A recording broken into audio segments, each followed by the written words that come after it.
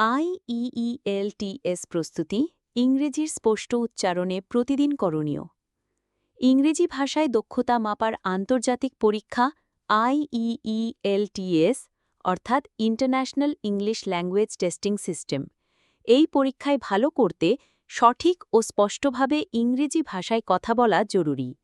আপনার উচ্চারণ স্পষ্ট না হলে স্পিকিং অংশের নম্বর কমে যেতে পারে। এছাড়া সঠিক উচ্চারণ না জানলে উচ্চারণ ভুলের কারণে আরেকজনের কাছে ভুল বার্তা যায়। সঠিক উচ্চারণ আমাদের কথার স্পষ্টতা বাড়ায় এবং এটি আমাদের ভাষাগত দক্ষতাকে আরও শক্তিশালী করে।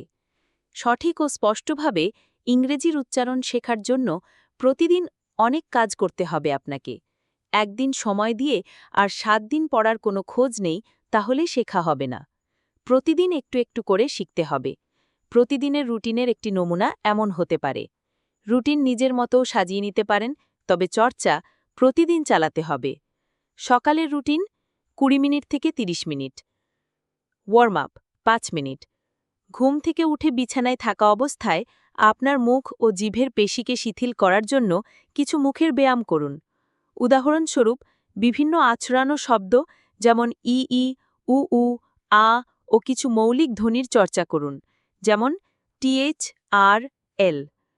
একটি ছোট অডিও বা ভিডিও নির্বাচন করুন যেটি স্পষ্ট উচ্চারণে থাকবে।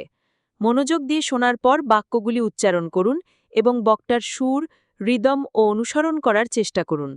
কঠিন শব্দগুলোর ওপর বেশি মনোযোগ দিন। শ্যাডোয়িং 5 থেকে 10 মিনিট। একটি মূল বক্তার বক্তব্য 1 থেকে 2 মিনিট শোনার পর তার সঙ্গে একসঙ্গে উচ্চারণ করার চেষ্টা করুন। এটি আপনার ধ্বনিগত দক্ষতা এবং প্রাকৃতিক উচ্চারণের উন্নতি করতে সাহায্য করবে। দুপুরে রুটিন 20 থেকে 30 মিনিট। ধ্বনিগত অনুশীলন 10 মিনিট।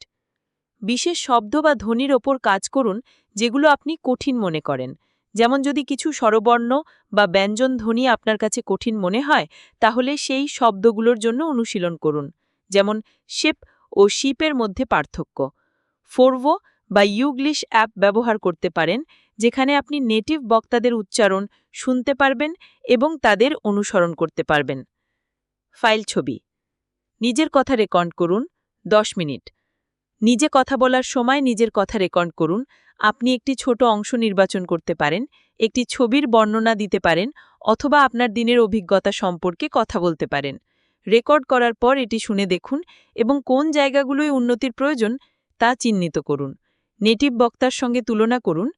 উচ্চারণ ও স্ট্রেস 5 থেকে 10 মিনিট। বাক্যগুলোর সুর ও স্ট্রেস প্যাটার্নের উপর মনোযোগ দিন। অনেক সময় শিক্ষার্থীরা সঠিকভাবে শব্দ উচ্চারণ করলেও সঠিক স্ট্রেস বা সুরে কথা বলেন না।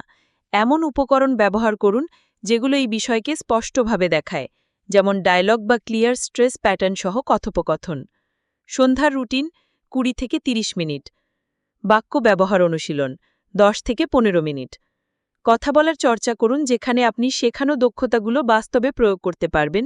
স্পিকিং পার্টনার, টিউটার বা আপনার সামনে আয়নায় নিজেকে দেখে কথা বলার চর্চা করতে পারেন। স্পষ্টতা ও স্বাভাবিকতা বজায় রাখার চেষ্টা করুন। নতুন শব্দ, স্ট্রেস ও রিদম ব্যবহার করতে সচেতন থাকুন।